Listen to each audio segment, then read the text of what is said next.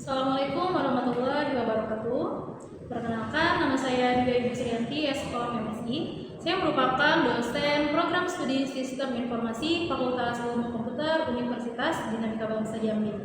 Saat ini saya dalam proses mengikuti sertifikasi dosen yang diselenggarakan oleh Kemendikbudristek pada tahun 2025. Saya akan melakukan penyusunan dokumen pernyataan diri dosen dalam unjuk kerja Tridharma Perguruan Tinggi atau PDD UKTPT dalam bidang pengajaran.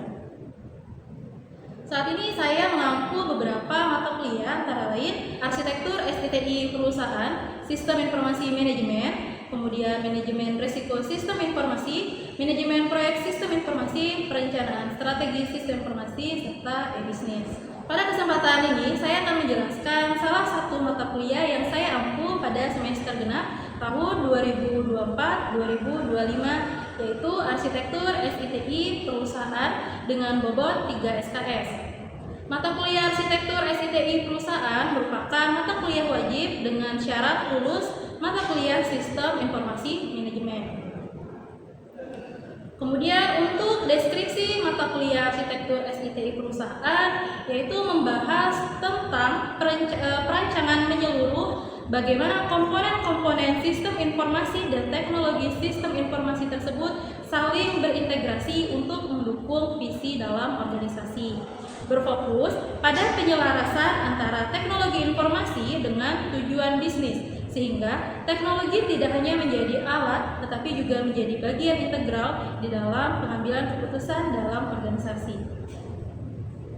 Untuk capaian mata kuliah, yaitu yang pertama, mahasiswa mampu mengikuti dan memahami perkembangan inovasi teknologi terkini. Selanjutnya, mahasiswa memahami apa konsep dan metode analisis serta framework atau kerangka kerja yang digunakan dalam arsitektur. Selanjutnya, mampu menjelaskan apa saja kelemahan serta kekuatan berbagai macam arsitektur komputer, data, networking, dan hardware. Selanjutnya, mahasiswa mampu melakukan atau membuat desain, implementasi, dan manajemen security disaster recovery plan, serta kesinambungan antara perspektif di dalam setiap organisasi. Dan mahasiswa dapat membuat sebuah master plan IT dengan berbagai macam tipe organisasi. Kemudian untuk pokok bahasan selama satu semester atau di dalam 16 kali pertemuan. Yang pertemuan pertama itu saya menjelaskan silabus, aturan perkuliahan serta komponen penilaian untuk mata kuliah arsitektur. Kemudian pertemuan kedua itu menjelaskan tentang konsep dasar arsitektur SITI perusahaan, manfaat dan tujuan bagi perusahaan atau organisasi. Pertemuan ketiga menjelaskan tentang karakteristik arsitektur SITI perusahaan, konsep framework serta macam-macam framework yang digunakan. Selanjutnya, pertemuan 4 itu menjelaskan tentang konsep Zachman Framework. Pertemuan 5 itu menjelaskan konsep EAP atau Enterprise Architecture Planning. Untuk pertemuan ke-6 itu kuis. Selanjutnya, pertemuan ke-7 itu menjelaskan tentang konsep TOGAF ADM. Selanjutnya, untuk pertemuan ke-8 itu menjelaskan tentang fase preliminary pada TOGAF ADM serta mengidentifikasi stakeholder. Selanjutnya, pertemuan ke-9 itu membahas tentang fase arsitektur visi pada TOGAF yang berkaitan dengan bagaimana konsep pemodelan value chain. Selanjutnya, pertemuan ke-10 itu membahas tentang fase arsitektur bisnis dalam TOGAF, khususnya untuk konsep use case diagram. Selanjutnya, pada pertemuan 11 itu dilakukan ujian tengah semester. Selanjutnya, pertemuan 12 membahas tentang konsep arsitektur data. Pertemuan 13 konsep arsitektur aplikasi, pertemuan 14 fase arsitektur teknologi. Selanjutnya pertemuan 15 itu membahas tentang studi kasus yang sudah mahasiswa buat atau sebuah proyek yang mereka lakukan. Kemudian yang terakhir pertemuan 16 itu mereview materi untuk persiapan ujian akhir semester. Itulah gambaran umum terkait mata kuliah arsitektur SITI perusahaan. Selanjutnya, dalam kegiatan pengajaran saya menggunakan pendekatan DIA, yaitu Delivery, Interaction, dan Assessment. Digunakan untuk merancang bagaimana kegiatan pembelajaran yang aktif, kemudian terstruktur, serta berorientasi pada hasil. Oke, yang pertama, delivery atau penyampaian materi. Saya menyampaikan pengetahuan atau keterampilan kepada mahasiswa dengan dua pedoman, yaitu dengan menggunakan textbook serta case method. Adapun textbook yang saya gunakan yaitu The Open Group 2022 dari TOGAF Standar versi 10, kemudian model Enterprise Arsitektur 2024 karya Dr. Ejong Yusuf dan teman-teman, kemudian Enterprise Arsitektur for Global Companies in Digital IT tahun 2019 karya Yoshimasa Masuda, kemudian pengembangan rencana induk sistem informasi 2019 karya Surendro, serta beberapa referensi jurnal terkait dengan studi kasus arsitektur SITI perusahaan. Kemudian beberapa metode yang saya gunakan dalam penyampaian materi yaitu dengan melakukan ceramah atau presentasi dan membahas terkait studi kasus atau isu-isu terkini yang berkaitan dengan arsitektur SITI perusahaan. File materi setiap pertemuan saya bagikan melalui situs e-learning Unama yang nantinya akan diakses oleh mahasiswa untuk dipelajari lebih lanjut. Selanjutnya yang kedua, interaction atau interaksi.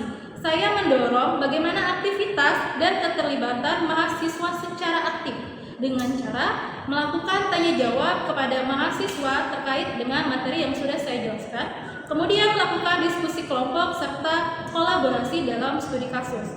Selain itu, saya menggunakan WhatsApp grup kelas untuk melakukan komunikasi serta interaksi dan diskusi terkait dengan materi ataupun tugas yang saya berikan.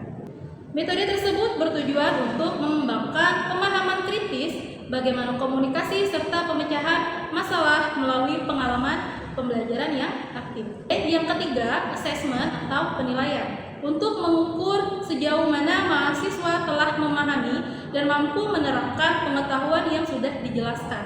Nah, hal ini saya sampaikan pada pertemuan awal perkuliahan saat kontrak mata kuliah, di mana supaya mahasiswa bisa mempersiapkan diri agar mendapatkan nilai terbaik dan nilai maksimal.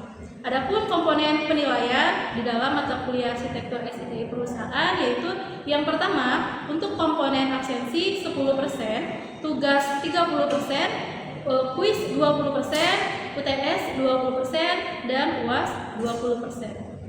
Oke, selanjutnya saya akan menampilkan video pembelajaran di kelas untuk mata kuliah arsitektur SITI perusahaan.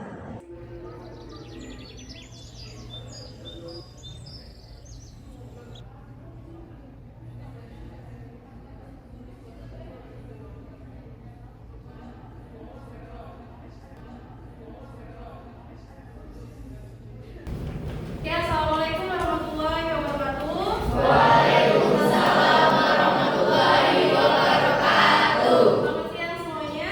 Siang, Bu. Oke, bagaimana keadaan siang hari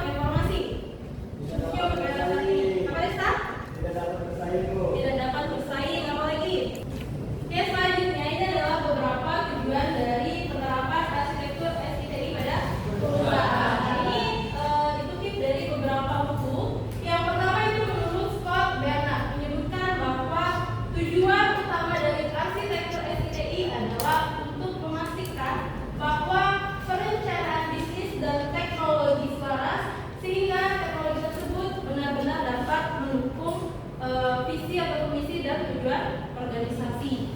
Oke, yang kedua itu menurut Planck et al. Jadi tujuannya adalah menyediakan berupa cetak biru atau blueprint atau gambaran struktur dan operasi organisasi agar strategi antara teknologi dan strategi bisnisnya. Kemudian yang ketiga itu menurut The Open Group program, arsitektur bertujuan untuk meningkatkan efektivitas dan efisiensi operasional di dalam bisnisnya. Kemudian yang terakhir menurut Spivak dan Hill, tujuannya adalah untuk mengarahkan bagaimana proses perencanaan, perancangan sampai dengan implementasi.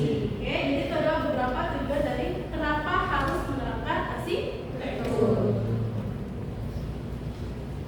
Oke, selanjutnya di depan ada gambar sistem informasi terkotak.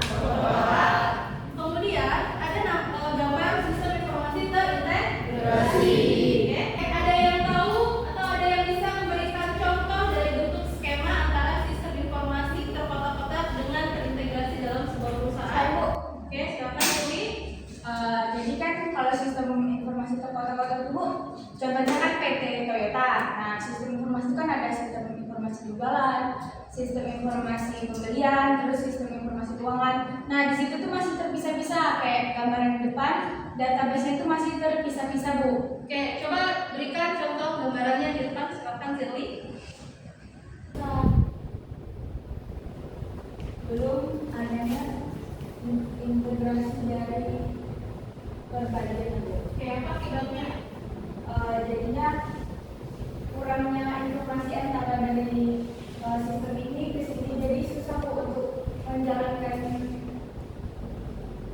kegiatannya. Oke, kalau yang terintegrasi gimana? Nah, kalau yang terintegrasi, dia database-nya jadinya satu, terpisahkan menjadi satu bagian. Jadi sistem keuangan dan sistem penjualan serta sistem pembelian itu saling terintegrasi, Bu. Jadi informasinya lebih mudah untuk saling dikasih tahu kayak gitu, Bu. Oke, jelaskan.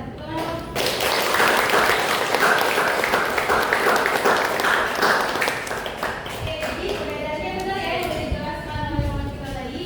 Kalau informasi terkotak-kotak, dia setiap unitnya memiliki database sendiri. Sehingga ketika salah satu sistem tersebut memerlukan informasi dan data itu sulit untuk berbaginya.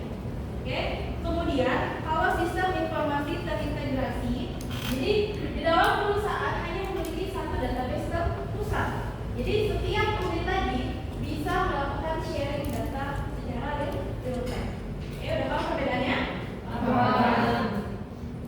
Oke, ini untuk lebih jelasnya.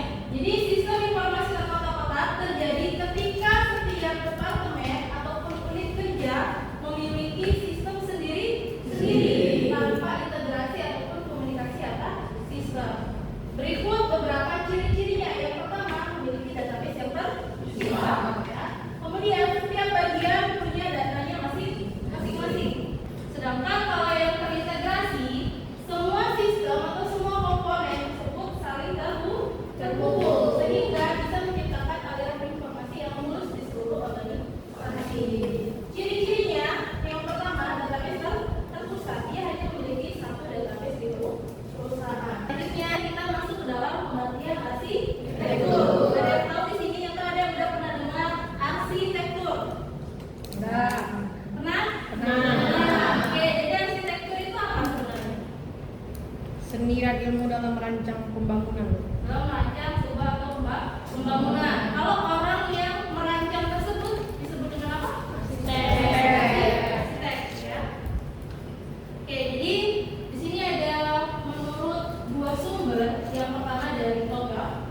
Arsitektur merupakan deskripsi formal dari dalam sebuah sistem atau sebuah rencana secara rinci dengan tingkat komponen untuk membantu implementasinya. Selanjutnya, menurut IAEA, kemudian organisasi fundamental dari sebuah sistem yang diwujudkan dalam komponen-komponen, kemudian antar komponen tadi bagaimana hubungannya sampai dengan sebuah panduan tekniknya. Oke, jadi itu adalah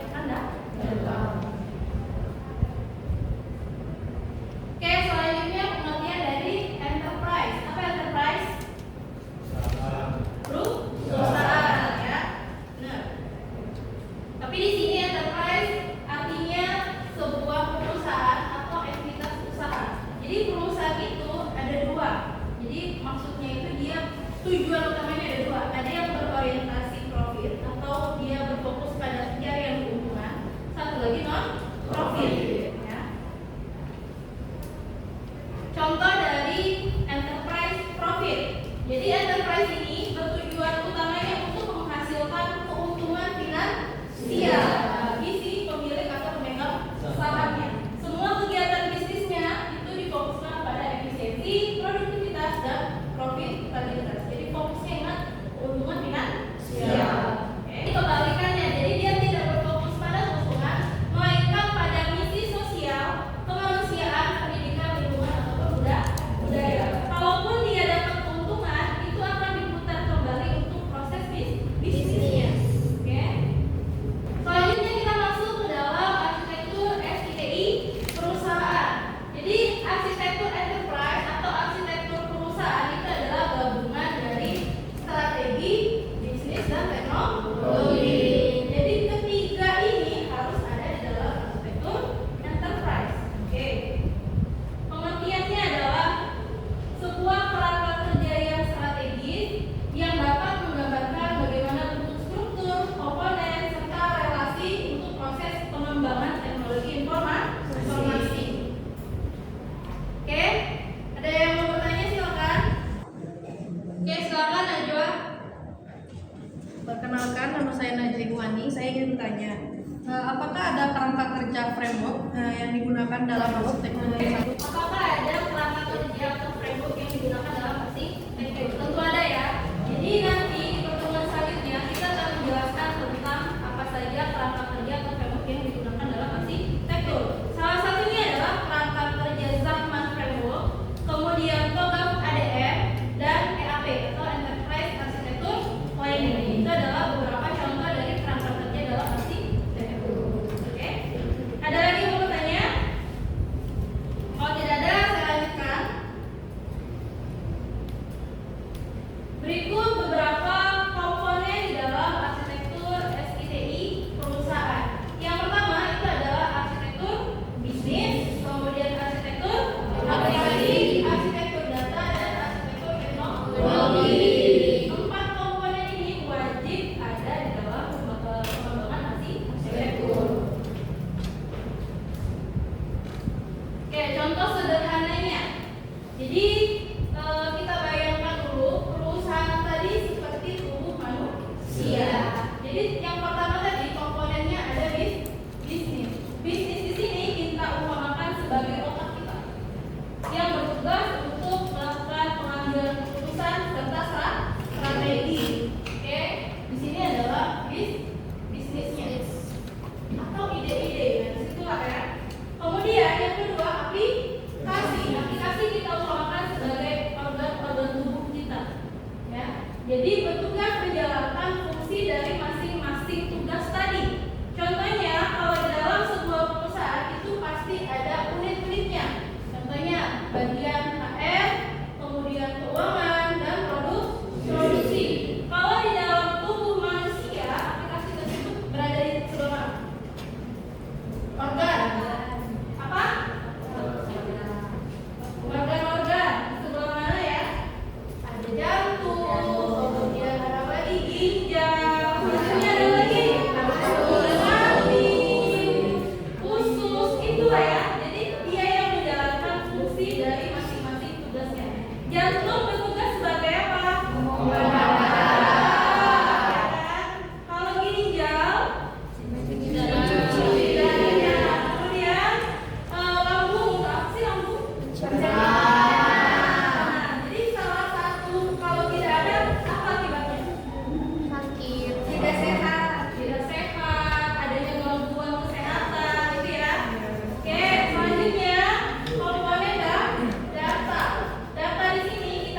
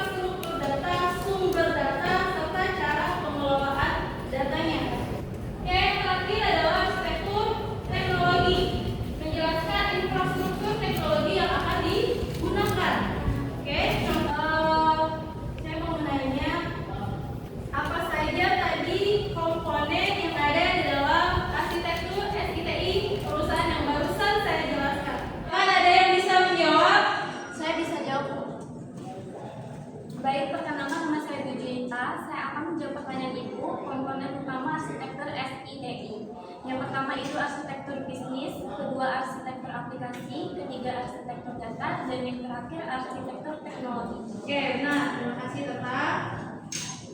Oke, selanjutnya. Oke, teman-teman, ada yang mau bertanya lagi silakan.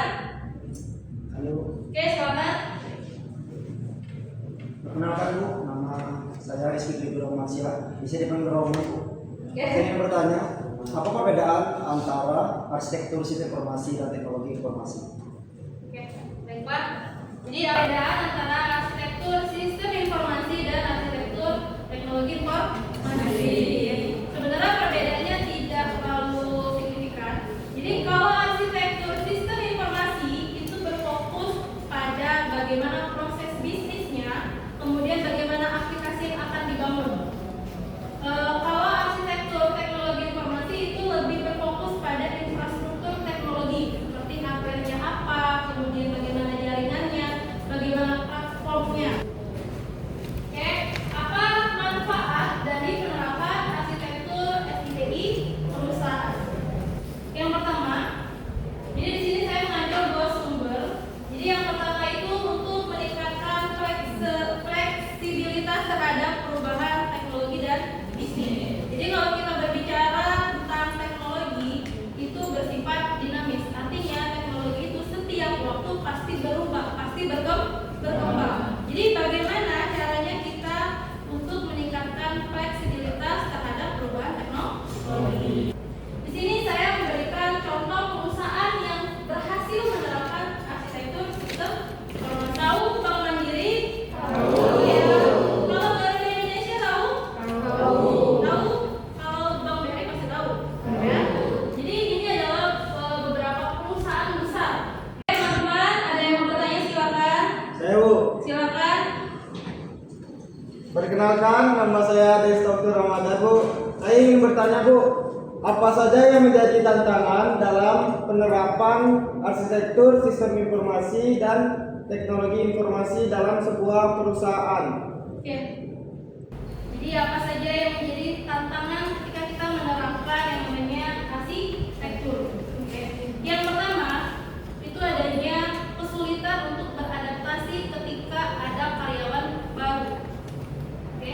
Jadi kan kalau untuk penggunaan kita kan harus ada pelatihan khusus. Bagaimana cara menggunakannya, ya kan? Apa akibatnya? Apa resikonya? Nah, ketika ada peralihan karyawan itu biasanya agak sulit. Ya kan? Karena harus training lagi, ya kan? Itu yang pertama. Yang kedua, itu keterbatasan biaya untuk penerapannya. Jadi kalau untuk penerapan teknologi itu biayanya lumayan sedikit mahal. Jadi tidak semua perusahaan itu mampu. Kemudian yang ketiga, kurangnya pemahaman terkait dengan manajemen. Oke, jadi itulah beberapa tantangan ketika kita menerapkan arsitektur. Contoh perusahaan yang tidak menerapkan arsitektur, apa akibatnya? Oke, jadi yang pertama itu adalah sistem EKTP di Indonesia ketika di tahap awal implementasi. Jadi dulu itu kan KTP-nya belum EKTP. Ya, masih ingat? Masih. Mungkin kalian kesimpulannya adalah perusahaan yang tidak menerapkan arsitektur dengan baik cenderung kehilangan efisiensi. Kemudian perusahaan tersebut sulit untuk berkembang, gagal mengambil keputusan tepat waktu, atau ketika dalam kasus besar itu bisa gagal secara operasional atau finansial. Jadi silakan input username-nya sesuai dengan nama kalian di absen.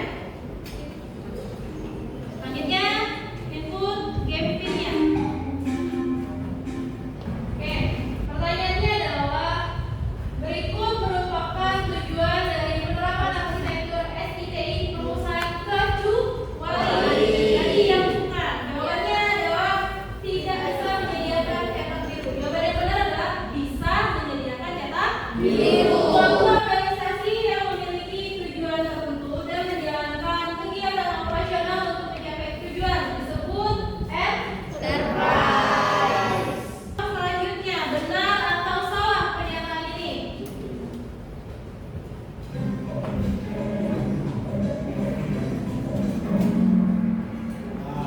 Oke, gambar tadi adalah sistem informasi terkotak-kotak.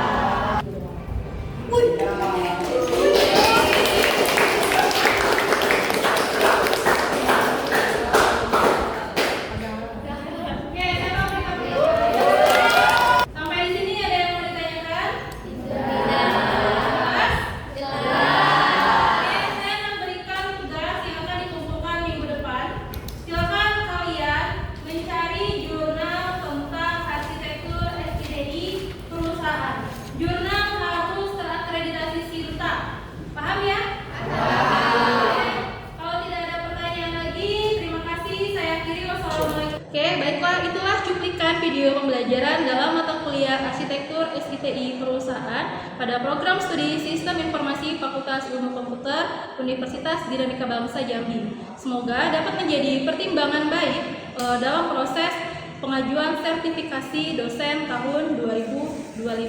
Terima kasih. Wassalamualaikum